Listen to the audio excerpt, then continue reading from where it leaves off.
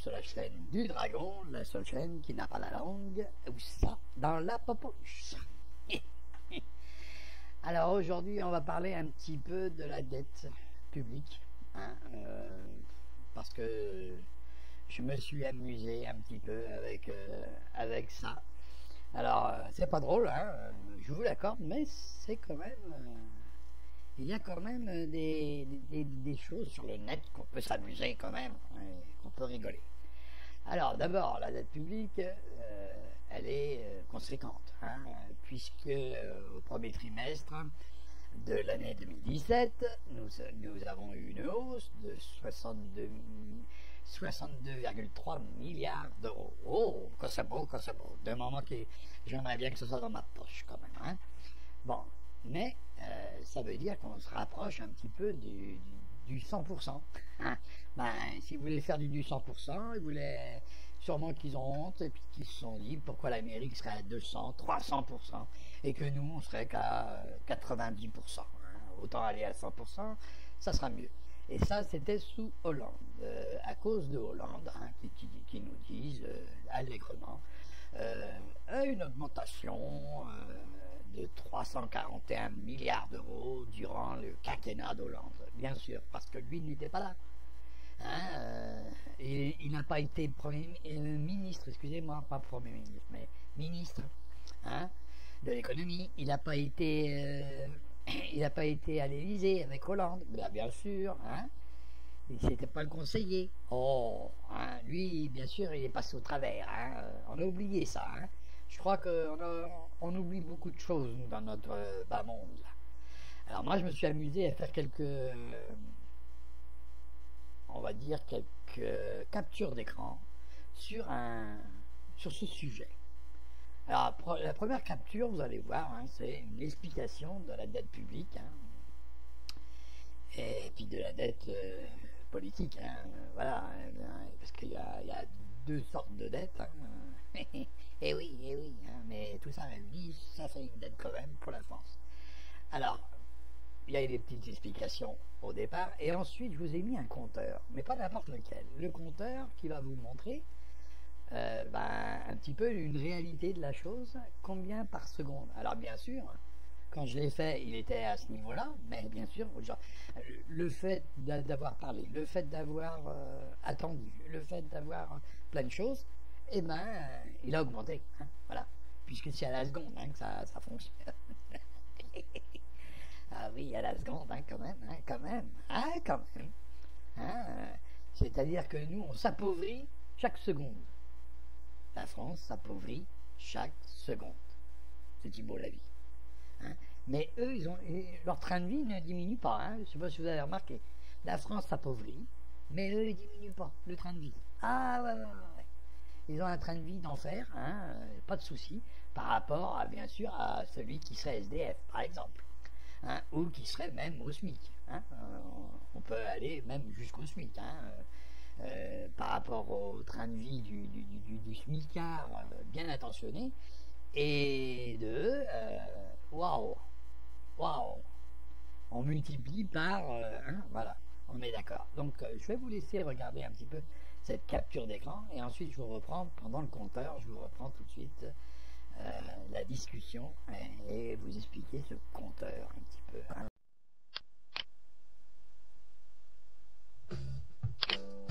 La dette publique au sens du traité de Maastricht englobe les emprunts de toutes les administrations publiques d'un pays. Pour la calculer, il faut donc additionner les emprunts de l'État, des administrations de sécurité sociale, des administrations locales et de divers organismes d'administration centrale. La dette publique s'exprime en euros ou en pourcentage du PIB pour la comparer aux richesses produites par le pays. Oui, donc voilà le compteur qui tourne. Hein. Donc ce compteur, il sert à quoi? Il sert à vous dire que par seconde, 2665 € de plus chaque seconde. Alors vous voyez, hein, c'est vertigineux. Oh, c'est beau. Moi je dis c'est beau la France, c'est beau la France. Alors là, on a été un petit peu coupé sur cette capture d'écran qui nous expliquait un petit peu déficit public et bien sûr la dette et le déficit. Hein. Le déficit, c'est les rentrées. Hein. Les rentrées qui sont moindres par rapport aux sorties. Hein. Et là, bien sûr, hors emprunt, hein, nous sommes d'accord. Donc, c'est ça, c'est uniquement ça. Hein. Donc, il n'y a pas non plus midi et 14 heures. Hein. Voilà. Donc, moi, je vais parler plutôt de ce compteur. Le compteur qui nous dit, ben voilà, ça tourne. Hein. Ça tourne, et ça tourne dur. Hein, ça tourne dur. Alors, on sait que on a une augmentation. On sait qu'on va arriver à 100% dans les mois, voire pas les jours, mais les mois sûrement à venir. On sait qu'il va nous faire une restriction de budget. On sait qu'il va nous demander de faire, enfin, pas nous personnellement, mais à travers nos élus, demandant des économies substantielles. C'est nous qui en sommes les victimes. Sachez que quand ils vont faire des économies sur le local, par exemple, le local, ça touche directement l'élu. Hein, pas l'élu, mais ça touche aussi les électeurs. Et bien sûr, tout le reste, même ceux qui n'ont pas voté, même ceux qui ne votent pas, même ceux qui sont trop jeunes pour voter, par exemple. Ça touchera tout le monde, faut pas rêver. Alors, les missions locales dites subventionnées par le conseil général ou par le département, il y en aura moindre. Eh oui. Alors, soit ça va être un trou sur la culture, soit que ça sera un trou sur les affaires sociales, un trou sur la sécu, un trou sur les retraites. Et qu'est-ce qu'ils nous disent? Ils nous disent simplement l'équilibre, bien sûr c'est les retraites. Hein. Là on parle des retraites, l'équilibre en 2040. Parce qu'entre-temps, ça va être dur. Ça c'est pour nous justifier les augmentations qu'il va y avoir entre maintenant et 2040 sur les lois de la retraite là, qui sont en train de nous préparer comme des braves là. Et vous allez voir que tous les ans ça va augmenter. Jusqu'en 2040. Hein. Comme ça, ils vont pallier à l'équilibre. Vous inquiétez surtout pas. Je vous ai dit, ce que vous avez en trop, ils vont vous le prendre. Moi, vous ne pourrez pas dire, moi j'en ai trop. Oh là là là là là. Ah, ça, c'est des enflures. Alors, vous voyez, le compteur, il tourne comme un brave qu'il est. Mais attention à tout ce qu'on peut dire sur ce compteur. Ça représente beaucoup de choses. Ça représente les dépenses de l'État, mais ça représente aussi les dépenses des collectivités, ça représente aussi tout ce qui dépend de l'État. Tout ce qui dépend. Et donc le service à la personne aussi. Et oui, parce que ça fait boule de neige. On va prendre un exemple flagrant qui fait boule de neige sur le travail, sur le chômage et en plus sur la personne. Restriction. On dit aux collectivités et aux départements, on lui dit vous aurez moins de sous. Ou vous faites des économies de toute façon. Donc, ils vont faire des économies. Mais ils vont devoir choisir à quel endroit ils vont en faire. C'est eux qui choisissent. Là.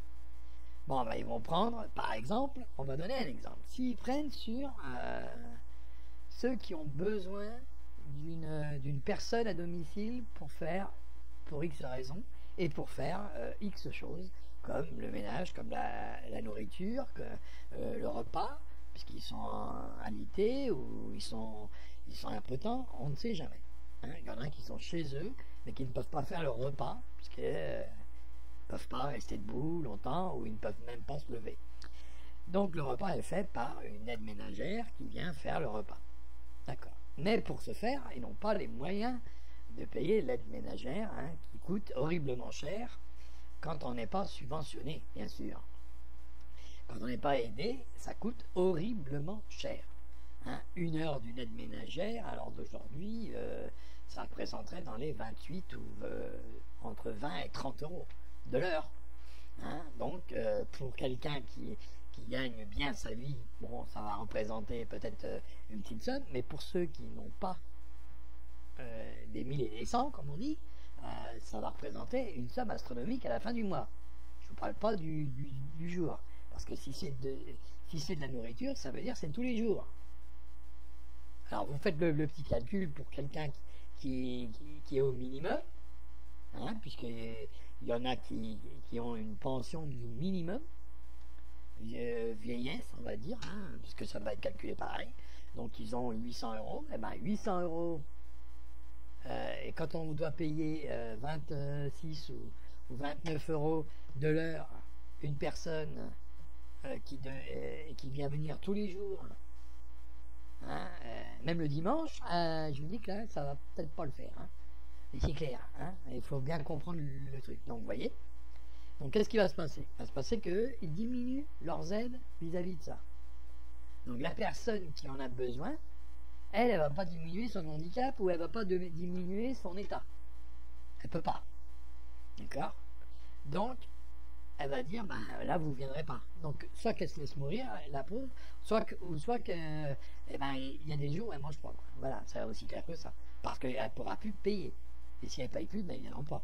Mais bon, point de vue solidarité, je pense qu'ils viendront. Mais je vous dis l'extrême, hein, je vous parle de l'extrême. Voilà ce que ça peut porter comme conséquence. Donc, qu'est-ce qui va se passer? Il va se passer qu'on ne voudra plus cette personne. On lui dira, ben, tu restes chez toi, je ne peux plus payer de toute façon. Je ne peux plus te payer. Donc, qu'est-ce qui va se passer? La personne reste seule. Et la personne qui venait perd un client, donc va au chômage. Et d'accord. Hein? Soit qu'elle est au chômage, soit qu'elle a plusieurs clients, mais si c'est répété sur plusieurs clients, arrive un moment, ils n'auront plus besoin d'autant de personnes. Donc, ils vont aller au chômage. Donc, chômage. La personne qui est en état de faiblesse a besoin de ces personnes-là et ne peut plus les prendre parce qu'elle ne peut plus les payer. 2 personnes déjà là qui sont dans la merde. Et ça, c'est juste parce que ils ont restreint juste un seul endroit, ils ont fait des économies. Vous voyez? Les économies.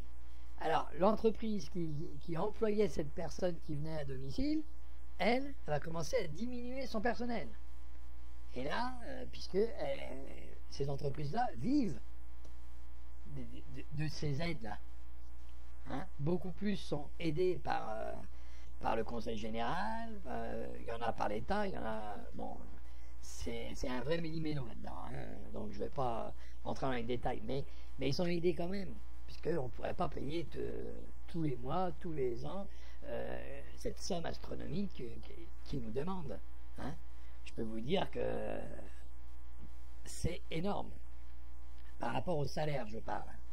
Par rapport au salaire, il faut être relatif aussi. Il faut avoir en tête que beaucoup de gens sont à 800 euros, d'autres sont à 400, d'autres sont à 600. Vous savez, ça tourne en France, système de pauvreté très pauvre, ça tourne entre 400, il y en a même à 300, hein, et puis ça monte pas plus haut que 900. Hein, enfin 800, parce que 900, ça c'est dans les rêves de l'autre, là, hein, qui devrait mettre la hache à 900, soi-disant. Hein, donc, vous voyez un petit peu comment que ça se magouille. Hein, et attention, c'est pas rien. Donc, et c'est valable sur toutes les autres choses. Ça fait boule de neige, croyez pas. Il y a une association qui est là avec des bénévoles, avec des choses comme ça, mais qui reçoit des subventions pour pouvoir subsister. Parce qu'une association, il faut que ça a besoin d'argent aussi. Croyez pas parce qu'il y a des bénévoles que ça n'a pas besoin d'argent. Ça a besoin, parce qu'il y a des structures. Hein, et vous inquiétez pas, quand une association a un local, il n'est pas non plus donné le local. Il faut qu'il paye le loyer, hein, c'est clair. Donc le bénévole, ça marche que sur les personnes qui veulent bien le faire. Mais quelqu'un qui possède un endroit, souvent demande, même si c'est un petit loyer, c'est un petit loyer. Il faut le payer, le loyer, point final. Même si c'est une association, ou à moins que la ville le récupère. Mais si la ville le récupère, c'est dans le budget. Vous voyez? Et donc c'est boule de neige, Donc toutes ces choses, les centres sociaux, ils ont des budgets pour aider telle ou telle personne, pour aider un groupe de personnes. Mais si on leur enlève une partie du budget, ben, ils vont devoir faire encore des priorités. Et les priorités, ça va être quoi? Sur quels critères? Quand on est à moitié mort, qu'on peut nous aider? Ou quand on est mort comme ça on sait qu'on ne va pas coûter très cher. Hein, voilà, c'est complètement dingue. Vous voyez? croyez pas que ça me concerne que les fonctionnaires. Hein, bien sûr, ça concerne les fonctionnaires. Parce que là, ils vont dire, bah, on va pas embaucher. On va pas embaucher à la retraite. Quand ils partent à la retraite, on va pas embaucher. Et à force de faire ça, on n'embauche pas, on n'embauche pas, on n'embauche pas. Regardez l'éducation. Hein, comptez le nombre d'enfants qu'il y a dans les classes. Hein, tout ça, ça rentre dans le budget. Hein, ne croyez pas le contraire. Bien sûr, ça contribue à la dette, bien sûr. Ça y contribue. Mais attendez, il peut rien. Il y a des dépenses à faire qui sont nécessaires. Il y en a d'autres qu'on pourrait restreindre. Mais attention, lesquelles? Et il faut les choisir. Et eux, ils ont choisi. Hein, alors eux, ils vont choisir. Hein, déjà, la retraite, là, bah, ils se sont dit, on va faire un peu moins de dépenses, on va faire plus de rentrées. C'est clair. C'est clair. Alors vous avez travaillé toute votre vie pour payer une retraite, en vous disant, bah, comme ça, on va pouvoir vivre bien. Mais là, ils sont en train de commencer à vous taxer ce que vous avez mis de côté. Oh, alors là, bientôt, il y a les gens qui vont calculer comme on calcule pour aller faire des achats au moins cher. On va calculer, ben on va dire comme ça, moi je veux pas gagner une grosse retraite, sinon je vais être obligé de payer dur. Alors autant gagner une petite retraite et puis vivre mieux. Moins de 1200, hein, ou 1200, et puis comme ça on est tranquille. Hein, manque de bol, si votre femme elle en gagne 900, c'est pourtant pas grand chose, 900 euros, c'est pourtant pas grand chose, minimum vieillesse quoi. Hein, elle gagne 900, un peu plus que le minimum vieillesse à l'heure d'aujourd'hui, mais d'ici quelques temps il sera à ce niveau-là, d'après ce qu'il a dit. Hein, enfin ça c'est les effets de manche. Hein. Donc mettons elle gagne 900. 9 plus 1200, hein, ça n'a jamais fait, ça a fait beaucoup plus que 1850, donc d'accord, hein, et ben vous serez assujetti, et donc vous aurez les augmentations, et vous aurez à payer, puisque c'est sur le revenu du couple, bien sûr associé, hein, voilà, et donc ça c'est clair, la retraite elle va être dorée. Alors la loi du travail, toutes ces choses qu'ils sont en train de nous mettre, ils sont en train de nous aussi, c'est pour restreindre nos libertés. En s'attaquant aux retraités, il restreint les libertés des retraités par le biais de l'argent, puisque eux feront moins de choses, alors que c'était eux quand même. Il faut reconnaître que les retraités, c'était eux qui faisaient marcher un petit peu différentes entreprises. Alors je m'explique. Quand vous êtes au travail, vous n'êtes pas forcément en train de louer un car. Par exemple, les entreprises de transport en commun. Ben, les entreprises de transport en commun ont beaucoup d'anciens en train de faire des voyages. Et ouais. Et ben, si on commence à leur piquer leur pognon, ben, ils ne vont pas faire travailler les entreprises. Croyez pas que les entreprises de transport vont marcher plus parce qu'ils auront moins d'argent. Hein. Parce que la tranche d'âge entre 30 et 50 ans, je peux vous dire que c'est pendant les vacances uniquement. Hein, et pendant les vacances d'entreprise. Hein, et c'est souvent aussi par le biais du comité d'entreprise qui louent des cars. Eh oui. Alors attention. Hein. Par contre, les retraités sont souvent sollicités par les cars, sollicitent souvent les cars parce qu'ils, par exemple, ils vont partir en vacances dans un village vacances. Hein. Bon, ben, nous on appelait ça, à l'époque, on appelait ça des transferts. On allait sur Paris, hein, place d'Italie, vous n'avez qu'à aller en plein été, vous allez voir le nombre de cars. Et puis on prenait beaucoup de retraités de là-bas et on les ramenait au bord de la mer parce qu'ils avaient leur village vacances. Et voilà. Et ben ça faisait travailler. Excusez-moi, mais ça faisait travailler. Hein. Et après on les emmenait au marché quand on était sur place. Bien sûr, nous on faisait des navettes entre le marché et le lieu de résidence des retraités. Donc vous voyez bien que grâce à eux, quand même, il y avait une petite économie quand même qui fonctionnait, qui fonctionne. Beaucoup partent, et puis eux, ils ne sont pas assujettis au travail, donc ils peuvent partir en vacances à n'importe quel moment de l'année. Hein, voilà, et c'est ça qui est important de savoir. Donc il faut marcher aussi, les restaurants, il faut marcher. Attention, hein, c'est pas rien. Alors si on leur sucre le pognon, vous inquiétez pas, hein, ils vont faire comme vous, ils vont faire comme nous, ils vont faire comme tout le monde. Ils vont dire, eh ben on va mettre un peu moins là-dedans. Mais dans quoi? Pareil, ils feront un choix. C'est clair. Voilà le problème. Donc ça c'est une fois dit, on ne le redit plus.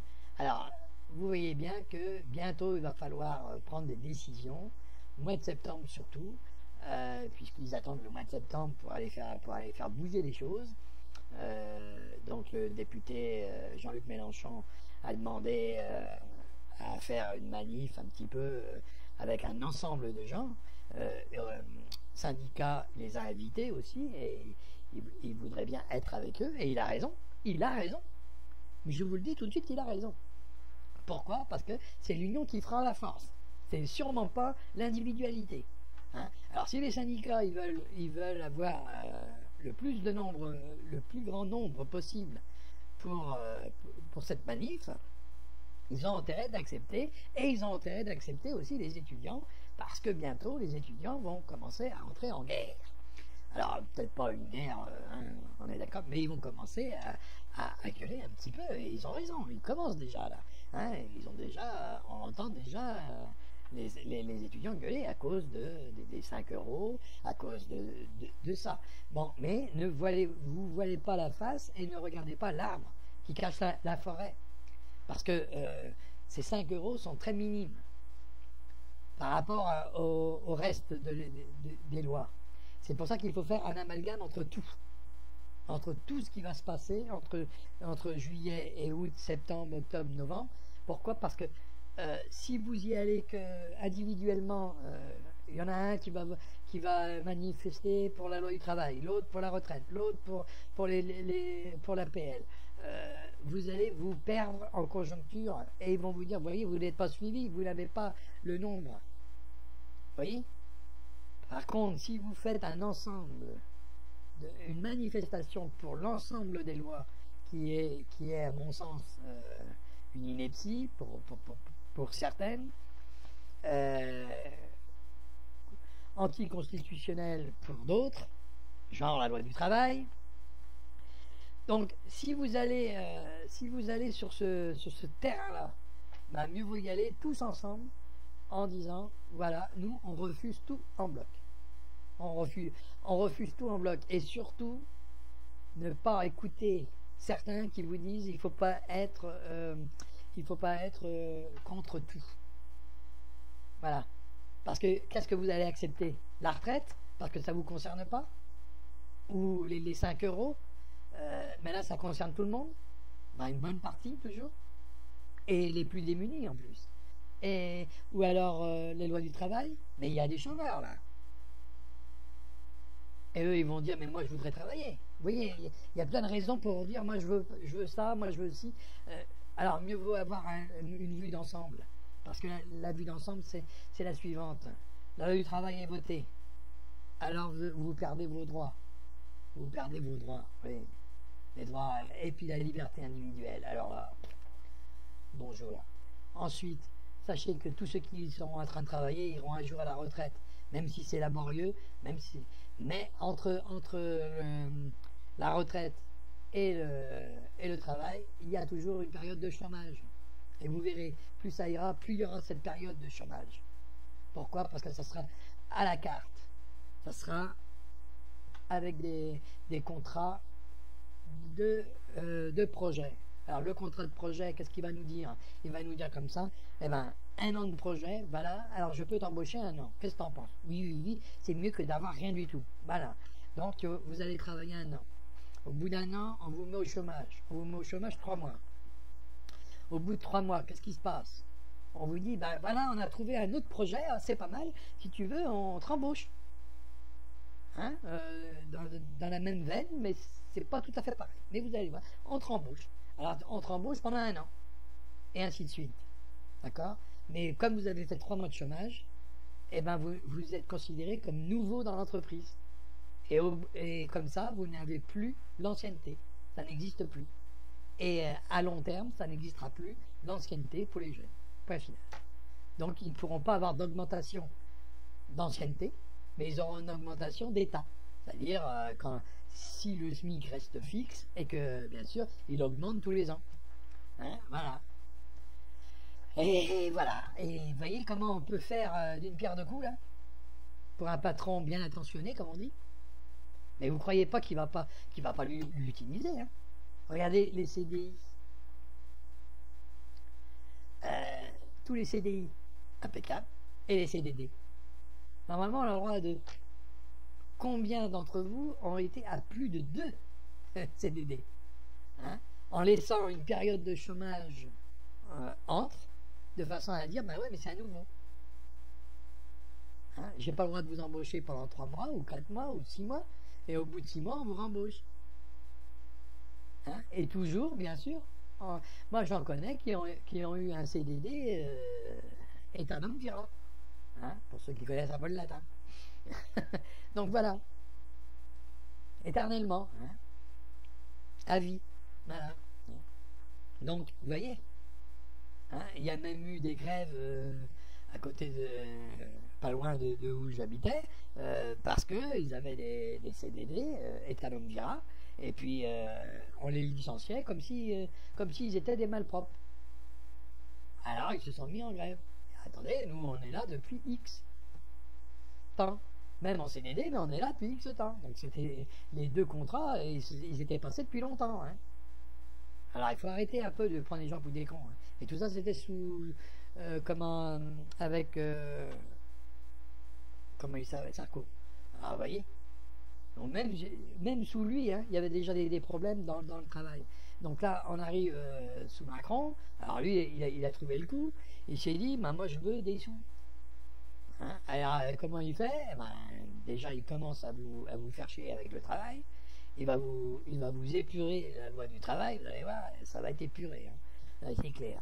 Ensuite, il vous dit, ben, on va diminuer les APL. Comme ça, ben, vous ne voyez que ça, pour certains d'entre nous, hein, toujours, pour certains qui trouvent que 5 euros, ben, sur les APL, ça va augmenter le loyer de 5 euros. Qu'est-ce qu'il croit, lui? Il croit que les propriétaires, ils vont dire, ben, ok, on va diminuer de 5 euros, quoi, pas de problème, hein, on va rien dire. Vous croyez ça? Le loyer, il va changer, 5 euros de moins. Ils nous prennent pour des chambons, hein. Ben, le loyer, il va pas changer, hein. Mais nous, on aura 5 euros de moins. C'est nous qui aurons 5 euros de moins. C'est pas les propriétaires. Hein. Vous voyez? Et là, on paye 2 fois. Alors, pour les retraités, c'est encore mieux. Ils payent 2 fois, voire 3 fois. Oh, c'est beau. C'est beau. Hein. Ils payent non seulement, et puis pour les APL, ils payent parce qu'ils ont fait en plus. Donc, ils ont les cotisent en plus haut, et ils payent encore quelques impôts, donc comme ça au moins c'est clair. Hein, et dans la foulée, alors là c'est une ineptie, mais alors absolue, dans la foulée, la taxe sur la richesse est diminuée. Tout le reste augmente, hein, sauf ça, dis donc. Alors maintenant, vous voyez à qui il fait allusion, là? Ah, on voit à qui va l'argent, hein? Non, vous le voyez toujours pas? Hein? Eh oui, l'impôt sur la grande fortune, sur les fortunes, hein, parce que la grande fortune, c'est un bien grand mot, puisque il y a un abruti au pouvoir qui a diminué le taux et qui a rentré tout le patrimoine et tout. Et ce qu'on touchait et tout, donc certains qui ne payaient pas cet impôt-là arrivaient à la retraite, ils se sont mis à payer cet impôt-là parce qu'ils avaient des biens. Mais comme il a rehaussé le plafond, il l'a diminué, hein, le bien rentrait dans les cases et il se retrouvait à payer alors qu'il n'était pas riche, hein, mais c'est comme ça. Donc vous voyez un peu ce qui va se passer. Alors tous les plus riches vont avoir plus, puis tous les plus pauvres, ben, moins. C'est moins et c'est plus. Voilà comment il compte gouverner la France. Voilà comment vous l'avez choisi. Voilà comment il est monté au créneau. Voilà ce qu'il va nous faire. Voilà son changement. faire payer les petits et gaver les plus riches. Voilà le changement. Bah, où avez-vous vu un changement là? C'est quoi le changement? Les plus riches d'abord? Mais c'est déjà le cas depuis la nuit des temps, hein, que c'était toujours les plus riches d'abord. Hein.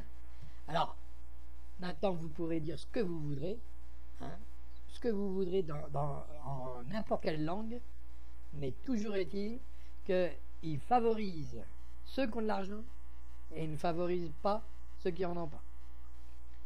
Puisque en plus, il va s'attaquer, alors là, à ceux qui en ont le moins, c'est bien les APL. Parce que les APL, il n'y a pas que ceux qui travaillent et qui ont 3 gosses qui y touchent. Hein. Il y a ceux qui n'ont plus rien. Il y a même les étudiants, et par défaut, les étudiants n'ont pas beaucoup d'argent. Hein. Il y en a, bon, ils ont une cuillère en or dans la bouche, ça c'est clair. Mais il y en a d'autres quand même qui essayent de faire leurs études en faisant des jobs d'été et en faisant des jobs même en hiver. Hein. Parce qu'il faut payer les études. Et que les parents ne peuvent pas subvenir. Hein. Ou payent déjà un logement. Parce qu'ils n'ont pas...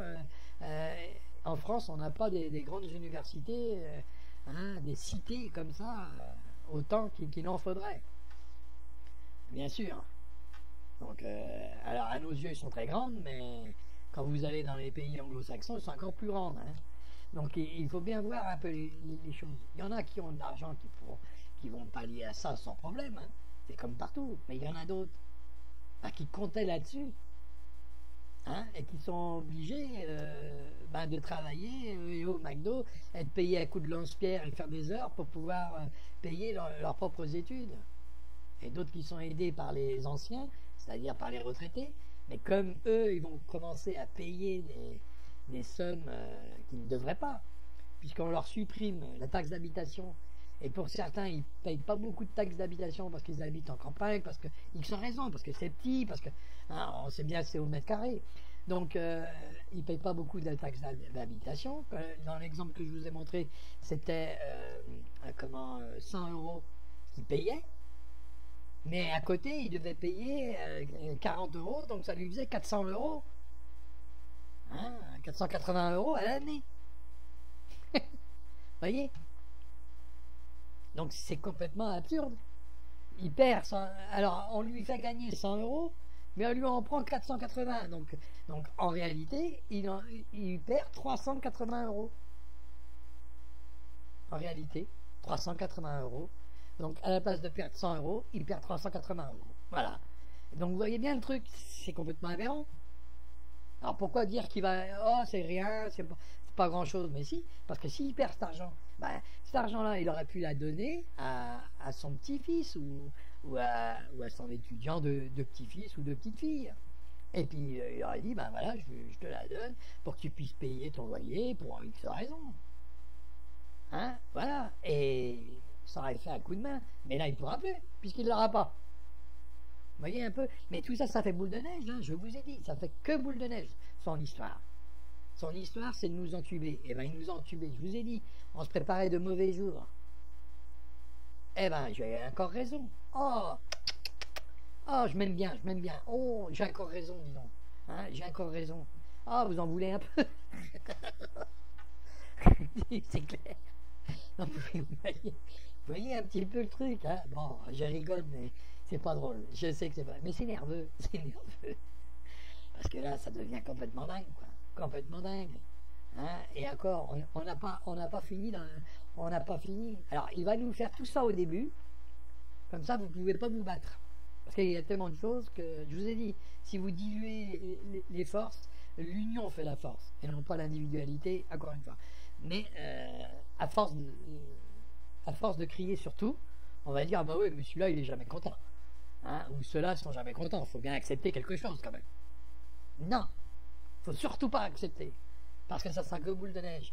Et après, pendant 3 ans, vous voyez, pendant les 2 premières années, là, ça va être la galère d'enfer.